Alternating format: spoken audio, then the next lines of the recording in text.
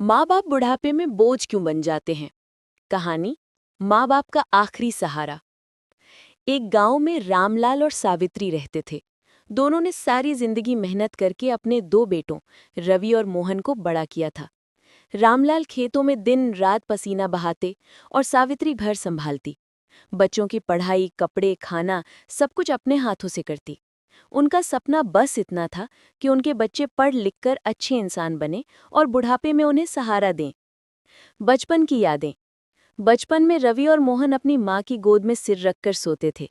पिता जब शाम को खेत से लौटते तो दोनों दौड़कर गले लग जाते। रामलाल मुस्कुराते हुए कहते, बस मेरे बच्चों के चेहरे हंसते रहें, यही मेरी जिंदगी की कमाई है। लेकिन वक्त बीतता गया, बच्चे बड़े हुए, शहर पढ़ने चले गए। फिर वहीं नौकरी लग गई और शादी भी शहर में ही कर ली। वक्त का पहिया घूम गया। अब रामलाल बूढ़े हो चुके थे। आंखों की रोशनी धुंधली पड़ने लगी थी। सावित्री के घुटने जवाब दे चुके थे।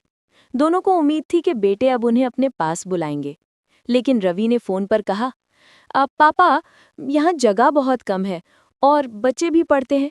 गांव में ही रहिए, हम छुट्टी में आ जाएंगे। मोहन ने तो और साफ कह दिया, अब पापा, शहर का माहौल आप दोनों के लिए नहीं है। गांव में आराम है और फिर पड़ोसी भी तो हैं। सावित्री ने चुपचाप फोन रख दिया। उस रात वो बहुत रोई। रामलाल ने सिर्फ इतना कहा, शायद अब हम किसी के काम के नहीं रहे। बूढ़े माँ बाप का अकेलापन। दिन बीतते गए, अब घर में सन्नाटा था। कभी बच्चों की किलकारियों से गूंजने वाला घर अब खाली और ठंडा था। सावित्री हर सुबह दरवाजे की ओर देखती, शायद आज बेटा आ जाए। लेकिन कोई नहीं आया।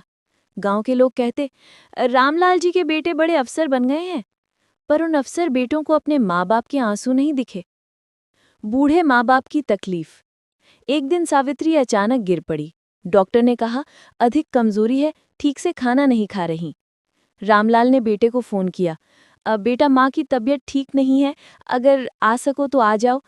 लेकिन दूसरी तरफ से जवाब आया, पापा, अभी बहुत काम है, मीटिंग्स चल रही हैं, अगले महीने आते हैं। वो अगला महीना कभी नहीं आया। कुछ हफ्तों बाद सावित्री ने दुनिया छोड़ दी। रामलाल अकेले रह गए। अंतिम चिट्ठी। माँ की मृत्यु की खबर सुनकर बेटे गांव पहुंचे। अंतिम संस्कार के बाद उन्हें माँ की एक चिट्ठी मिली जो उनके तकिए के नीचे रखी थी। उसमें लिखा था, बेटा, जब तुम छोटे थे तो हमने रात रात भर जाग कर तुम्हें सुलाया। जब तुम रोते थे तो हमने तुम्हारे आंसू पोंछे। आज हम रोए तो तुमने मुंह मोड़ लिया।